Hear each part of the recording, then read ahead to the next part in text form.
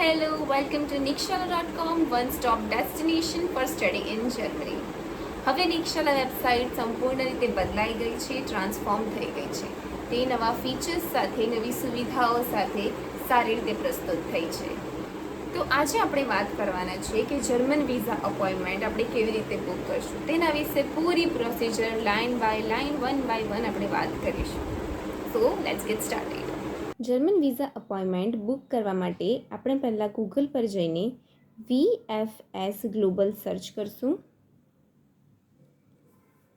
ત્યાર પછી welcome to VFS global પર ક્લિક કરશું એટલે તમે અહીંયા VFSની વેબસાઇટ પર આવી જશો. ત્યાર પછી ક્યાંથી અપ્લાય કરીએ છીએ અને ક્યાં જવા માંગીએ છીએ તેના વિશે આપણે ઇન્ફોર્મ કરશું. Tech me to the website. અહીંયા આવો એટલે આપણે કશું જ નથી કરવાનું, જસ્ટ બુક એન્ડ અપોઇન્ટમેન્ટ પર ક્લિક કરશું. બુક નાવ.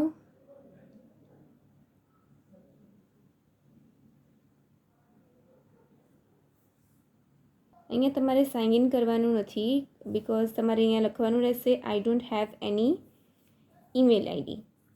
ઠીક છે. ડેમોના પર્પઝથી અમે આ ટેમ્પરરી જીમેલ બનાવી રાખ્યું છે જે અહીંયા હું યુઝ કરું છું.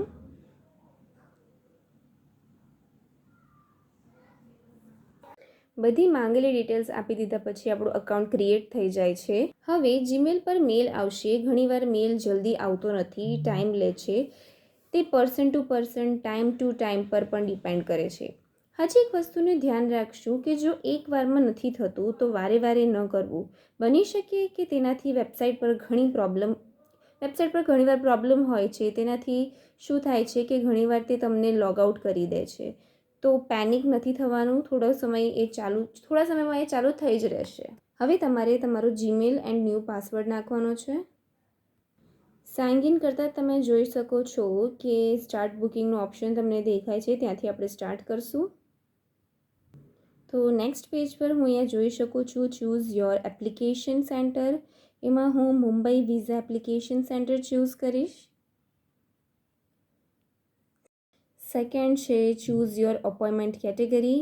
તેમાં હું national visa, stay of more than 90 days, student visa પર હું ક્લિક કરીશ. લાસ્ટમાં છે ચૂઝ યોર સબ કેટેગરી. તો એમાં પ્રોબ્લેમ એ થાય છે કે બેઝિકલી તો student with APS certificate select કરવાનું હોય છે, પણ અહીં લખીને આવે છે કે we are sorry, appointment slot હમણાં ખાલી નથી. થોડા સમયમાં ન્યૂ સ્લોટ્સ ઓપન થશે તો પ્લીઝ ટ્રાય અગેન લેટર કહેવામાં આવ્યું છે. અને કન્ટિન્યુ બટન પણ ડિસેબલ છે કારણ કે ઓફકોર્સ અપોઇન્ટમેન્ટ અવેલેબલ નથી, પણ તમે આ રીતે અપોઇન્ટમેન્ટ બુક કરી શકો છો. અને નિક્ષલાની વેબસાઇટથી પણ તમે ડાયરેક્ટ વિઝા અપોઇન્ટમેન્ટ કરી શકો છો. તો આ હતો તો જ્યારે તમે વેઇટિંગ લિસ્ટમાં જશો થોડા સમય પછી, ક્યાં તો થોડા દિવસ પછી તમને એક ઈમેલ આવશે અને તમારો જે આ યુનિક રેફરન્સ નંબર છે એ ઇમ્પોર્ટન્ટ છે. હવે આ મેલમાં લિંક આપી છે. લિંક પરથી તમે અપોઇન્ટમેન્ટ ડેટ બુક કરી શકો છો. અપોઇન્ટમેન્ટ ડેટ પર તમારે મુંબઈ VFSમાં જવાનું હોય છે, બધાએ ફિઝિકલ ડોક્યુમેન્ટ લઈને. Okay, so thank you so much. Hopefully વિડીયોમાં આપેલી ઇન્ફોર્મેશન તમને સમજ પડી ગઈ હોય. વિડીયો પસંદ પડ્યો હોય તો લાઈક કરજો એન્ડ ફોલો ફોર મોર.